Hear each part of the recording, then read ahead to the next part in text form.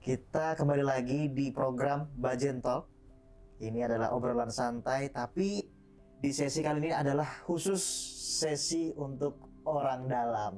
Nah, kenapa orang dalam? Karena narasumber kita hari ini adalah narasumber yang sangat spesial. Beliau sangat berpengalaman di dunia broadcasting. Selamat datang Mas Faizin. Assalamualaikum. Ini jeruk, makan jeruk ya sebenarnya. Jeruknya di jus. Jeruk. Oke, beliau ini adalah salah satu produser, reporter juga di TVRI Kalimantan Tengah yang pengalamannya sudah banyak lah. Mas Faizin, boleh disapa dulu dong kawan-kawan Pak Hari sama dia yang ada di Bajen Talk Podcast TVRI Kalimantan Tengah. Halo, selamat semuanya teman-teman. Ini jeruk, minum jeruk ya. Biasanya kita di belakang layar, saat ini coba di depan layar lah. Semoga menginspirasi, semoga bermanfaat. Oke Mas Faizin, ini kan Mas Faizin sudah berapa lama Mas di TVRI Kalteng Mas? Kalau di TVRI, aku masuk TVRI tahun 2009. 2009. 1 Desember 2009 akhir tahun. Jadi kurang lebih ya lumayan lah. Lumayan ya. Selama di TVRI Kalteng udah banyak ya tentunya program-program yang dulu pernah sempat Mas Faizin pegang. Itu ada program apa aja dulu Mas yang mungkin pernah booming pada zamannya ya? Iya. Awal masuk, backgroundku kan berawal dari swasta ya. Dari swasta. Terus kebetulan latar belakang pendidikan adalah murni broadcasting. Murni broadcasting waktu itu aku pernah ambil pendidikan di Universitas Negeri Surabaya, manajemen produksi. Spesialnya adalah kita produser sutradara untuk acara seluruh program acara lah. Nah dari sana aku sempat merasakan di swasta dengan hiruk pikuk Jakarta, bagaimana kita pegang program acara mulai program acara kecil sampai acara yang lumayan besar. Nah dari situ di tahun awal 2009 aku masuk TVRI.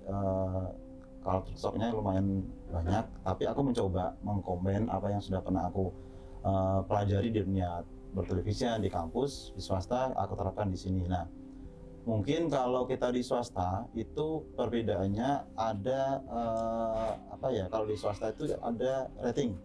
Itu bisa ada tolak ukurnya jelas. Sebuah program itu berapa penontonnya, disukai atau tidaknya.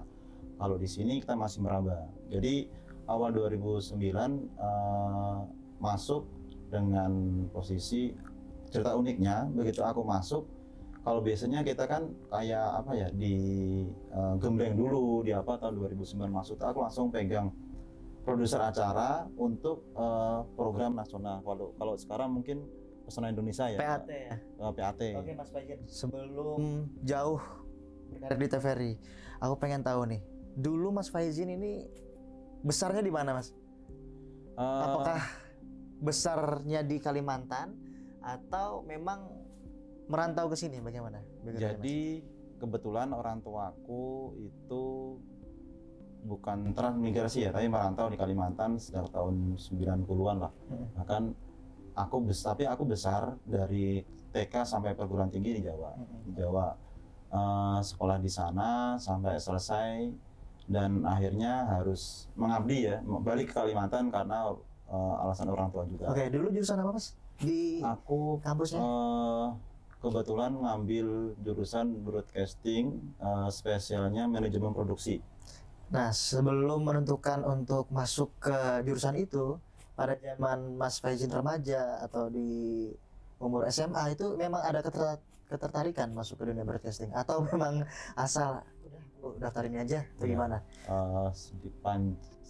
Aku akhirnya memilih untuk ambil broadcasting di tahun 2005 sekian itu. Sebenarnya jurusan broadcasting waktu itu kan masih langka. Keduanya belum banyak TV-TV daerah yang istilahnya belum banyak TV, terus dan jurusannya masih mahal. Nah, kenapa aku ambil broadcasting? Karena kebetulan aku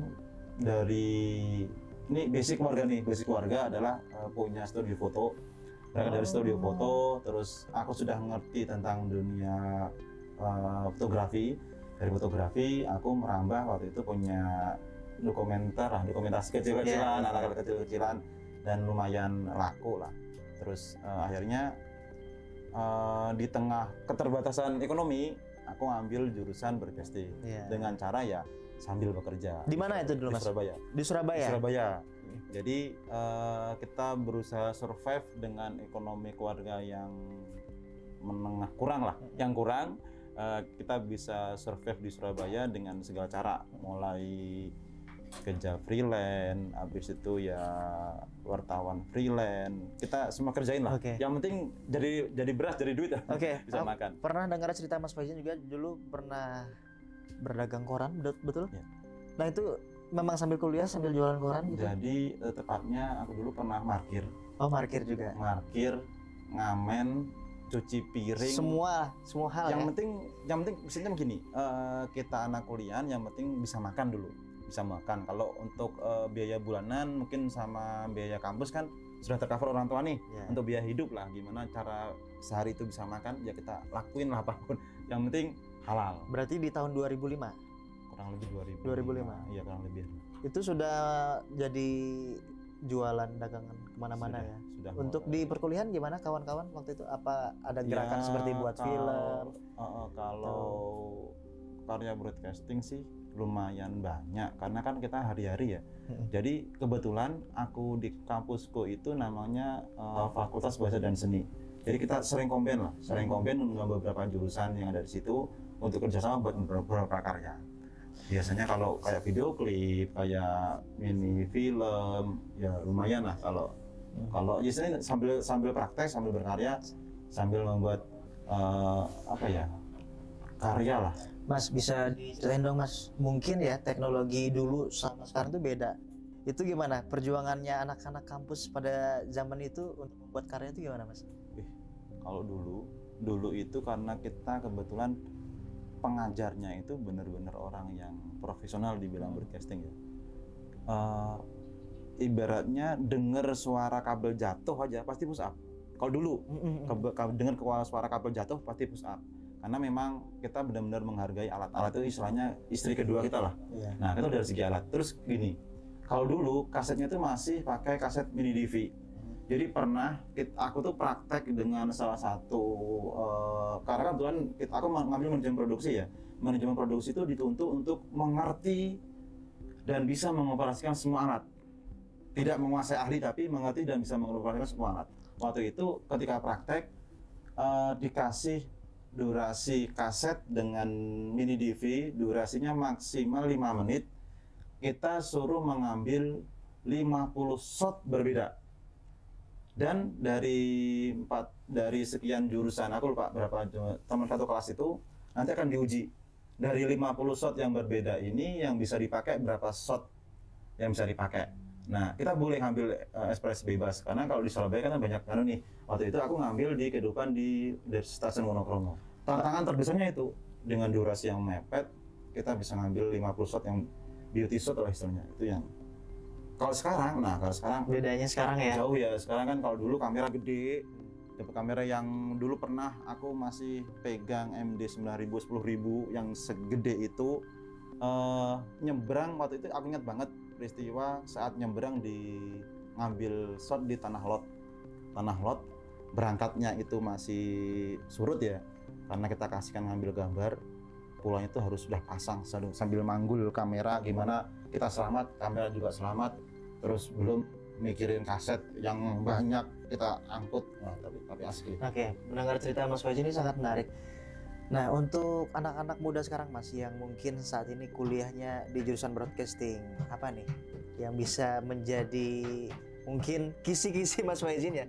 Karena mungkin sekarang sudah dimanjakan dengan teknologi yang cukup canggih Mas. Untuk anak-anak sekarang gimana Mas Faizin melihatnya? Aku dulu jujur ketika keluar dari kampus itu merasa hebat gitu. Tapi ternyata setelah setelah kesekian lama berjalan, teori itu hanya menyumbang kurang lebih 10 atau 15% dari pengetahuan kita. Dibilang penting, sangat penting. Tetapi pengalaman di lapangan, saat kita kerja, saat kita mengimplementasikan ilmu yang kita dapat, itu benar-benar menjadi pelajaran yang tidak ada di kampus. Aku ini pernah ini kejadian. Suatu hari ada panggung besar di sebuah konser di daerah Jawa. Aku pernah protes nih. Aku nggak mau tata lightingnya seperti ini. Aku pengennya begini. Terus aku mau soundnya nanti keluar sound ini. Aku diuji waktu itu. Kalau lo bisa merintah, coba lo kerjakan. Tantangan kan. Untungnya, basicnya ketika di kampus kuliahku agak bener lah. Maksudnya ketika teori itu dapatnya itu bener-bener bisa dengan kemampuan yang terbatas tadi, pengetahuanku yang serba terbatas. Aku bisa apa yang sesuai ideku, apa yang sesuai aku perkatakan itu aku coba. Nah, ini pengalamanku juga. Akhirnya ketika aku mohon maaf di TVRI, terkadang saat situasi tertentu kita harus bisa one man show, mulai ngambil kamera sendiri, direct sendiri, ngedit sendiri, mengoperasikan semua sendiri. Bukan karena kita hebat, tapi terkadang kondisi tertentu yang kita memaksa untuk kita one man show. Jadi menurut aku saat Anda belajar di dunia broadcasting, jangan tanya dulu buat apa ini ilmunya, tapi pelajari dulu aja, makan dulu. Kamu ibarat belanja tuh belanja dulu, makan dulu, hirup dulu, nikmatin dulu semua teori itu. Nanti ketika di lapangan, ketika kamu benar-benar terjun di dunia broadcasting, apapun profesinya, dimanapun tempatnya itu akan berguna. Kalau menurut aku sih itu. Berarti lapangan dan pengalaman itu menjadi pegangan ya bagi anak-anak broadcasting. Intinya jam terbang. Kerjakan dulu, pelajari dulu. Jadi semuanya bisa menyesuaikan. Oke. Lalu ketika itu Mas Faizin kan sudah jadi mahasiswa. Lulus tahun berapa, Mas? Lulus kalau kurang lebih 2008. 9 lupa aku. Antara itulah. Berarti udah sambil ikut PH gitu. Aku sambil berjalan itu kuliahnya? malah sambil kerja. Oh, sambil kerja. Jadi sudah kerja dulu, di stasiun, lumayan stasiun besar di sebelah. Kerja. Jadi aku tugas akhir itu aku kerjakan tidak di kampus, sampai sudah tahu ini udah kerja lah. Waktu itu karena memang jurusan broadcasting waktu itu memang sangat sedikit kan, jadinya daya serap dunia kerja itu masih. Oke.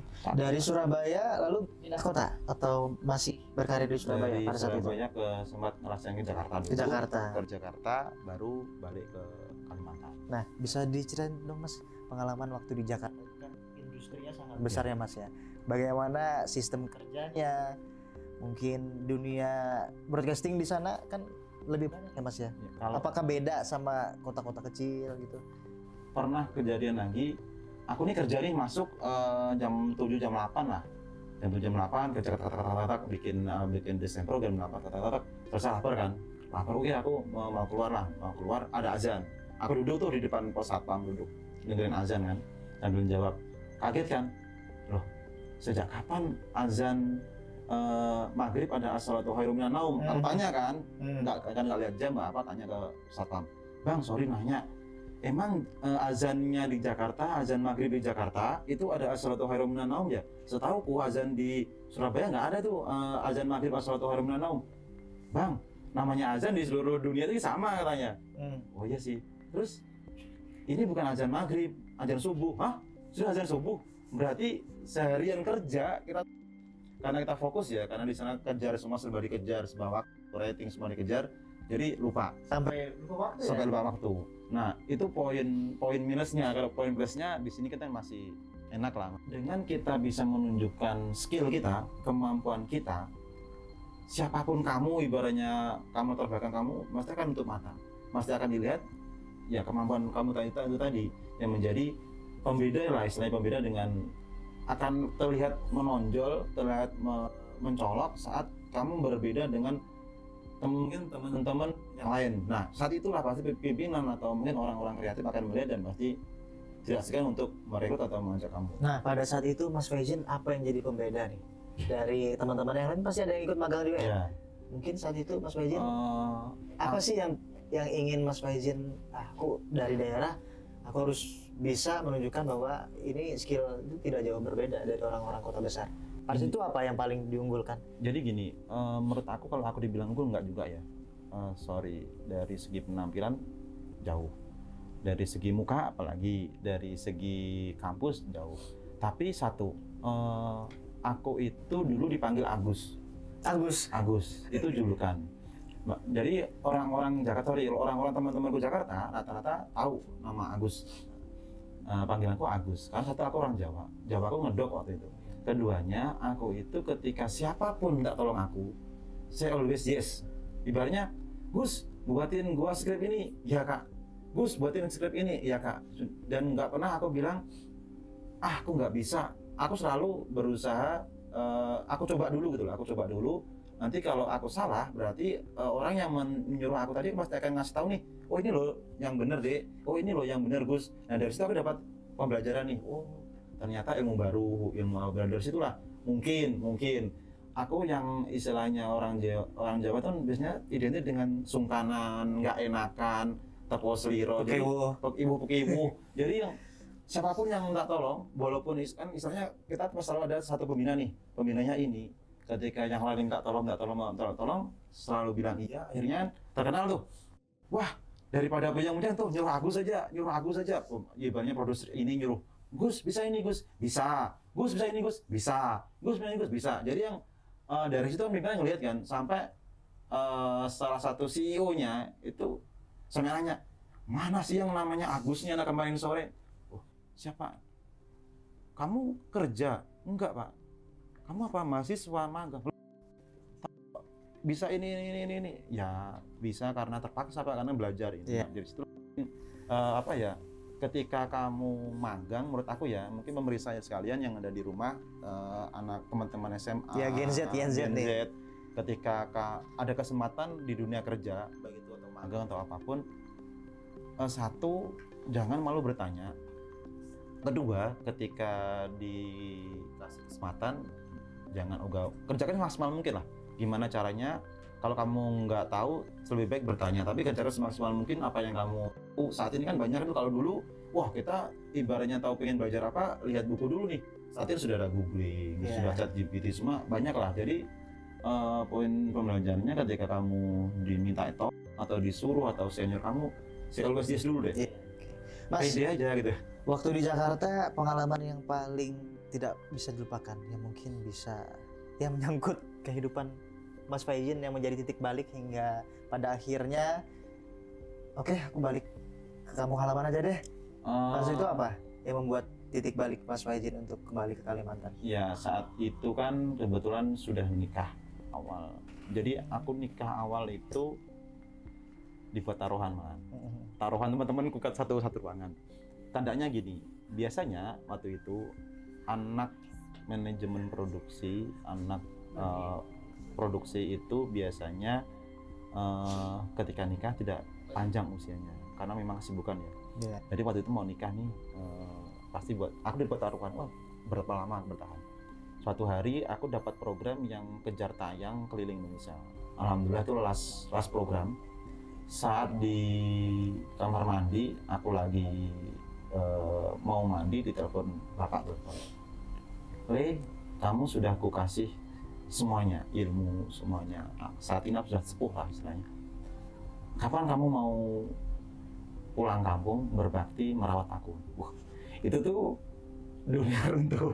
Ya. Saya kan dunia runtuh ya. Saat kita masih asik-asiknya kerja sesuai mimpi kita kan, sesuai mimpi kita. Siapa sih orang broadcasting yang tidak mau kerja di swasta di Jakarta, di TV swasta gede, terus tiba-tiba suruh balik kampung, balik ke Kalimantan yang masih, ya babat alas lah. Babat alas.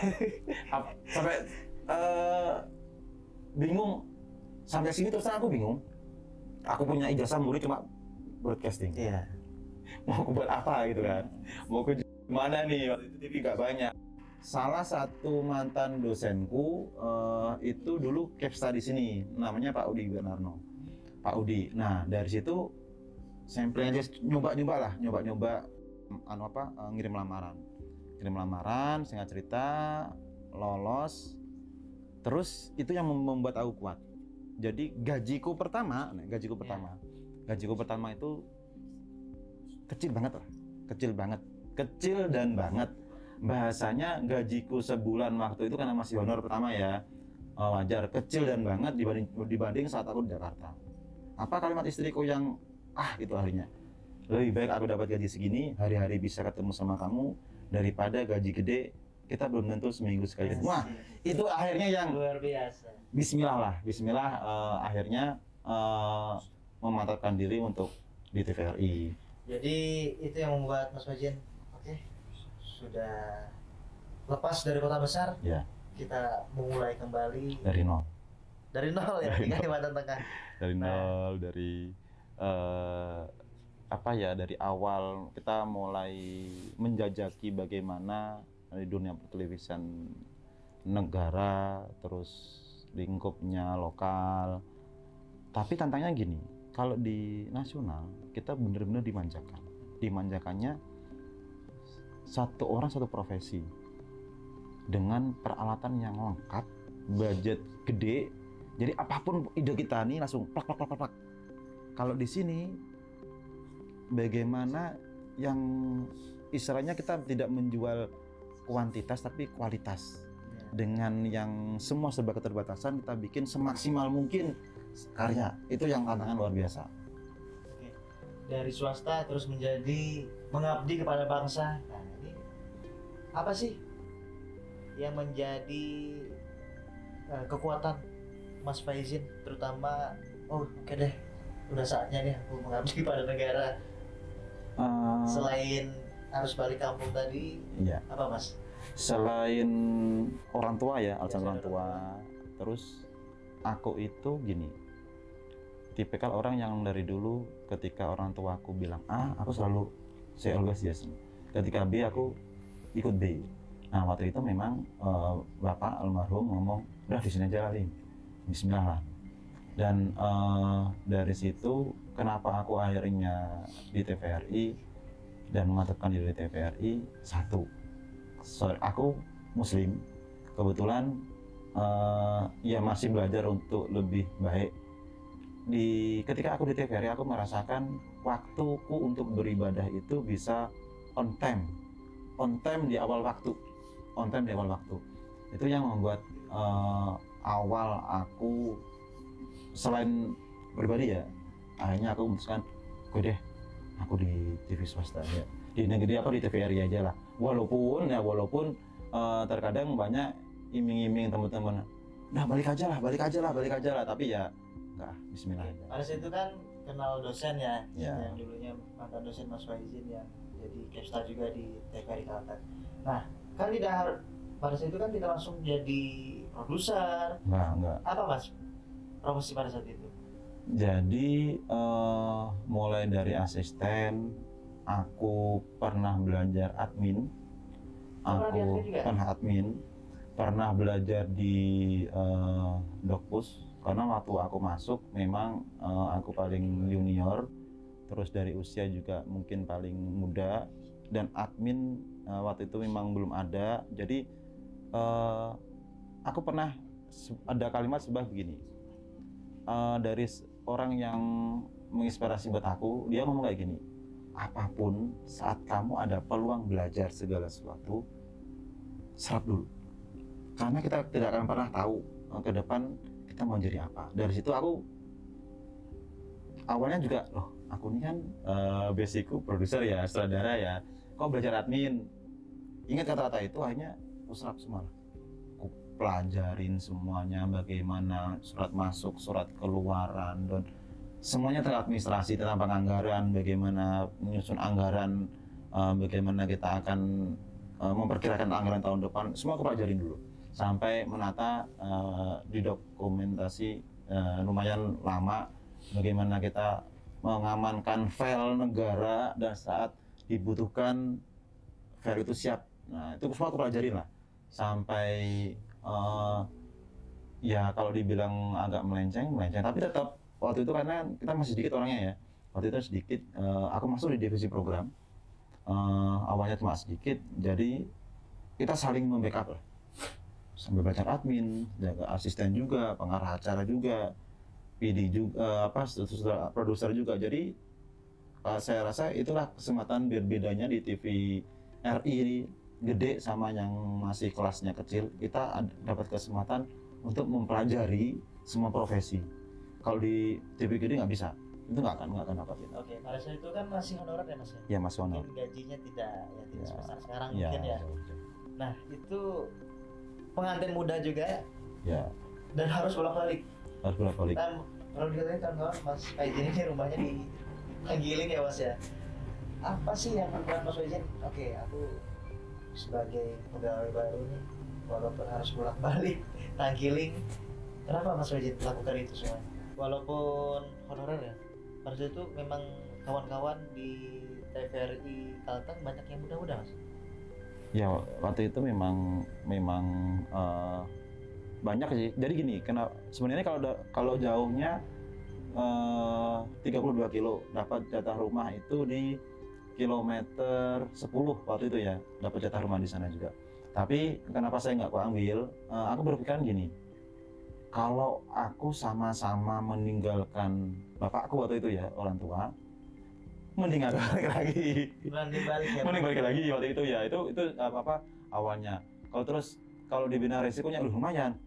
Aku terhitung dari aku awal masuk ke TVRI sampai sekarang itu 3 kali kecelakaan gede hampir wassalam. Yang parah lah hampir wassalam, tapi ya bismillah lah. Karena kita kan nama itu kan kerja itu tidak hanya mencari duit tapi ibadah. Aku yakin bahwa Allah selalu melindungi kita, itu sih. Oke, pada situ kan honorer ya Mas ya.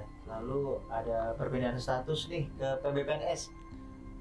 Enggak, awalnya gini, dari honor lokal dulu, honor lokal sekian lama. Habis itu alhamdulillah rekrutmen namanya pegawai honor nasional, baru PBPNS, terakhir P3K.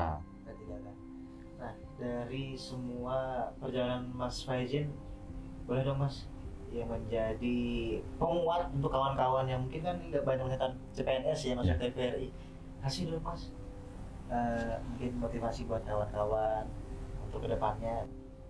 Karena TV kita ini TV yang bukan TV yang gede, alatnya terbatas, orangnya terbatas. Menurut aku satu, saling menghargai. Profesional ketika kamu ditugaskan apapun tempatnya. Aku pernah dan sering jadi asisten, aku pernah dan sering ketika ditugaskan sebagai pengarah acara, dan aku pernah dan sering ditugaskan sebagai produser. Aku pernah menjadi asisten dengan event gede. Aku pernah dan sering saat menjadi pengarah acara dengan kamera yang banyak. Terakhir bahkan kita pernah bareng di debat kandidat ya, itu yang kalau bagi pencapaian seorang, menurut aku ya, capaian selama aku di TVRI memegang acara besar, terbesar dan paling krusial itu debat. Karena satu, kamera banyak, kedua kreditnya adalah durasi, kita bertime. Aku pernah pegang acara RI1 itu nggak sekredit ya acara debat, menurut aku dengan kamera yang sekian, kita ditatap dan diawasi orang sebanyak ini. Bahkan kalau kita salah sedikit bisa urusannya panjang ceritanya. Bagaimana kita mengkolaborasikan antara kru, alat, dan layar, dan klien, dan klien kita kan orang KPU dan penonton lah. Itu yang lumayan lah. Kadang kan orang tidak tahu Mas, misalnya tugas sebagai dipercaya untuk memimpin suatu produksi, mungkin orang melihatnya itu bisanya nyuruh aja tuh. Nah itu gimana nih kawan-kawan yang mungkin beranggapan seperti itu? Ini sebelum sedikit cerita unik ya. Aku tuh pernah bawa anakku, dan alhamdulillah aku dikaruniai 3 orang anak, cowok semua. Itu tuh aku ajak ke kantor kan.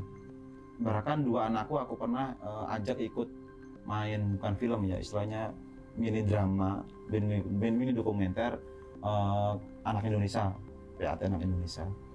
Aku tuh pengen menunjukkan bahwa kerja ayah ini sulit loh, ribet, susah gitu kan. Cari duit tuh segininya loh, nah pengen tuh kayak gitu. Mindset awalnya sering ku ajak ke kantor, sering ku ajak ke studio, sering ku ajak ke master control, biar mereka tuh tahu bahwa cari duit tuh nggak mudah. Ketika aku tanya balik, gimana kerja kayak ayah? Emak, tinggal nyuruh aja loh. Bukan itu. Padahal ini balik lagi pertanyaan Amen tadi, orang taunya nyuruh. Nyuruh itu kalau kita tidak tahu basic dasar keilmuannya, contoh hal sepele, blocking kamera aja. Kita menempatkan kamera salah, kita menempatkan lighting salah, kita menempatkan segala sesuatu yang kita direct salah, itu akan mempersulit dan memperribet kita saat kita proses berjalannya acara. Contoh aja debat kandidat, kita menggunakan 5 atau 6 kamera. Blocking salah pasti akan terlewat eventnya, momennya. Contoh nih, kita menempatkan kamera ternyata di sudut sini. Saat sambutan atau saat apa, gambarnya kepotong, momennya hilang.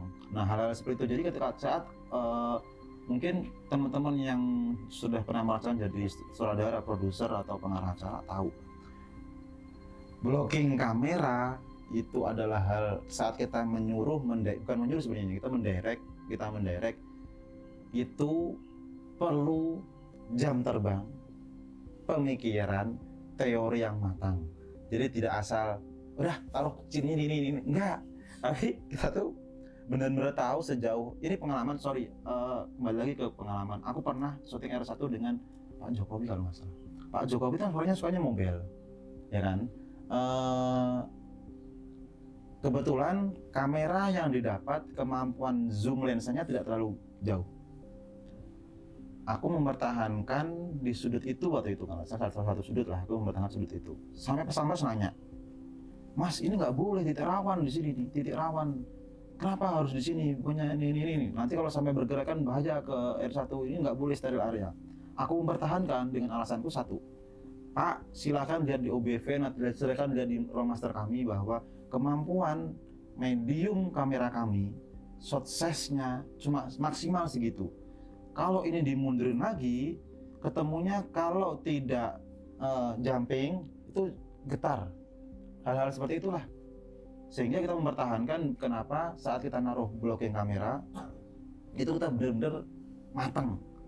Jadi nggak yang sudah berjalannya acara baru ngangkat kamera, wah itu salah itu menurut aku. Jadi matang dari situ, udah situ aja, paling blok ya, geser nggak terlalu jauh lah. Hal-hal itulah yang perlu. Sering terkadang orang beranggapan tinggal nyuruh aja, dan nyuruh aja enak beneran gitu, ibaratnya gitu. Di TVRI ini kan kita banyak profesi, Mas. Ada yang bidang berita, program dan lain sebagainya. Poin plusnya kerja di dunia broadcasting adalah kita ini teamwork. Tidak ada yang paling hebat, tidak ada yang paling jago, tidak ada yang paling dominan, semua saling melengkapi. Jadi ketika mungkin pemirsa yang terbiasa kerja teamwork, kerja tim, pasti akan sangat-sangat enjoy kerja di dunia broadcasting. Tapi saat Anda biasanya mendahulukan ego Anda, ini aku ini akan tersiksa. Jadi menurut aku, Anda yang biasanya kerja dengan dunia kerja tim, suka bergaul dengan segala profesi, latar belakang masyarakat, latar belakang narasumber, pasti akan enjoy kerja di TV. Karena pasti akan ada momen kesempatan Anda akan bertemu dengan berbagai macam narasumber, berbagai macam profesi, berbagai macam lokasi dengan segala permasalahannya, dan kita satu. Tidak di dunia broadcasting adalah tidak ada satu tambah satu adalah dua, tapi selalu belajar dan mau menerima masukan. Mas Faizin, ini kan di posisi terakhir Mas Faizin kan sekarang reporter nih. Ya, reporter. Nah, Dipercaya dari reporter. Dari dulunya di swasta, terus jadi produser, terus sekarang terjun langsung bertemu dengan berbagai macam background narasumber di lapangan. Ada pengalaman yang unik ya, Mas? Kalau pengalaman satu, pertama merubah penampilan dulu. Aku dulunya yang acakadul, asal-asalan aja. Yang penting berangkat aja. Sekarang memikirkan bagaimana penampilan. Karena kenapa? Satu hal yang aku belajar, saat kamu bertemu dengan narasumber, apapun profesi narasumbernya, kamu adalah implementasi wajah dari kantormu gitu loh, TVRI. Jadi dari situlah aku belajar lagi dan belajar semaksimal mungkin tentang merubah penampilan satu. Keduanya, belajar dan mau belajar lagi tentang isu-isu terkini. Walaupun dulu aku pernah menekuni profesi ini, tapi kalau dulu di swasta adalah bad news adalah is good news. Kalau kita di plat merah, semakin hajar, semakin jelek kita semakin hajar, kita obok-obok. Nah, sekarang di plat merah Mas. Nah, plat merah ini, kita kalau di plat merah itu kita harus menjadi ice breaking saat penyejuk lah istilahnya, saat dimana ibaratnya jeleknya, mohon maaf ya, berita sehancur apapun kondisi berita itu, bagaimana kita mengambil dari sudut yang berbeda agar sejuk. Contoh kasus kelangkaan beras. Bagaimana kita meyakinkan kepada masyarakat bahwa sebenarnya beras ini tidak langka loh. Bagaimana beras ini ada dan aman. Nah, dengan cara gimana? Kita tidak berbohong, tidak memanipulasi data, kita tidak mengesampingkan real kondisi di lapangan, tapi kita mengambil dari sudut lain yang benar. Contoh, kita mengambil dari penyedia beras. Oh, berasnya ternyata benar-benar ada kok, posisinya aman kok. Kenapa tidak digelontorkan? Karena memang kondisinya begini-begini. Alasan menjadi orang TVRI menjadikan itu lebih soft, mendidik, memberikan informasi. Jadi bahkan beberapa di pelosoknya, tidak hanya di kotanya, bahkan di pelosoknya. Dan banyak hal di kearifan-kearifan lokal yang unik, menarik, dan saat kita abadikan itu menjadi kenangan momen tersendiri. Karena kenapa? Momen itu tidak akan terulang. Baik Mas Faizin, hari masih di segmen orang dalam. Ordal. Orang dalam. Jadi sangat menarik pengalaman Mas Faizin dari dulu dia sekolah, kuliah dari Surabaya, Jakarta sampai akhirnya mengabdi di TVRI Kalteng. Nah, sekarang nih Mas, infonya juga Mas Faizin ini punya banyak santri di rumahnya. Bisa diceritakan sedikit Mas, kenapa selain berkecimpung di dunia broadcasting juga mungkin regenerasi ya kepada bibit-bibit muda kita. Sekarang berapa santrinya Mas? Sebenarnya nggak mau cerita sih, takutnya kita riak, tapi tidak enggak. Kebetulan saya dulu pernah mengenyam pendidikan di pesantren. Jadi karena itu punya tanggung jawab moral untuk istilahnya mengimplementasikan ilmu apa yang saya punya. Nah, kebetulan sekali lagi ini bukan untuk riak, untuk kita berbagi aja. Rumah lumayan agak gede nih, bangun rumah agak lumayan gede. Niat awalnya memang karena tahu saya ini anak saya ini aktif, tiga-tiganya aktif. Jadi saat mereka main-main di rumah tuh nggak tembok ketemu tembok. Kebetulan punya amanah tanah agak lumayan gede. Saya bikin rumah juga agak lumayan luas. Nah, saat ini dapat amanah kurang lebih 40-50-an kalau yang ikut belajar bareng. Sebenarnya bukan saya yang dengan istri, tapi saat saya pulang belum selesai juga sering membackup lah. Hari Sabtu itu pasti membackup. Tujuannya ya selain satu itu siar ya, mengamalkan ilmu apa yang kita punya. Saya pernah ada kalimat dari guru saya, saat kita tidak bisa membuat senyum orang, bagaimana jangan meragu dan kita berusaha untuk menciptakan senyuman bagi orang lain. Jadi siapa tahu hal yang sedikit yang saya berikan bermanfaat untuk orang. Lebih ke sana aja sih, kita nggak mikir mana-mana. Bahkan kalau kemarin ada teman kantor juga nyandain, wih berapa santrimu? Lumayan. Kenapa? Wah, itu kalau adekan per bulannya 100.000 kalah gaji kantor. Bukan ke sana. Jadi alhamdulillah bukan ke sana arahnya. Nanti kalau kita tahu gitu kan bisa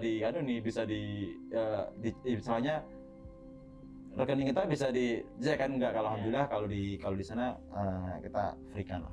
Jadi apa yang kita dapat dari kantor, apa yang kita dapat dari TVRI tidak hanya bisa memberikan manfaat, gaji yang kita dapat tidak hanya bermanfaat kepada keluarga, tapi ya orang sekitar kita lah. Sejak kapan itu Mas pengajiannya itu? Pengajian ya?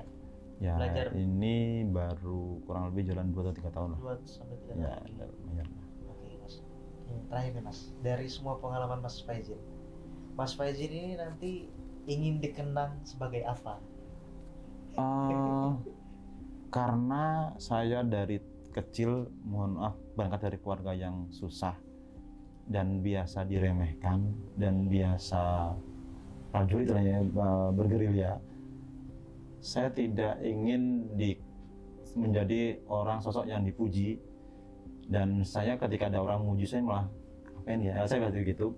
Tapi satu hal, minimal ketika nanti saya tidak ada, saat saya sudah mempertanggungjawabkan kelak di akhirat, saya pernah memberikan hal positif walaupun kecil dan sedikit, sedikit apapun ke orang sekitar saya. Dan saya tidak pengen ketika saya nanti sudah nggak ada, saya dikenang sebagai orang yang pernah memberikan kesan negatif di orang sekitar saya. Simpel itu aja sih. Luar biasa Pak Hari. Kita sudah mendengar kisah cerita pengalaman dari Mas Faizin yang mungkin juga sudah banyak memiliki pengalaman yang bisa kita ambil. Tentunya buat kawan-kawan Pak Hari, jangan lupa saksikan Bajen Talk spesial Orang Dalam. Kita nanti akan mendengar juga cerita dari kawan-kawan di TVRI bagaimana pengalamannya. Jangan lupa untuk subscribe podcast TVRI Kalteng di Bajen Talk. Bersama saya Fatur Rajak dan kerabat kerja kami ada Samsul dan juga Henry. Makasih Mas Faizin atas kesempatannya sudah main-main di podcast Bajen Talk. Semoga sehat selalu dan bermanfaat. Bulan puasanya lancar ya nanti ya. Amin.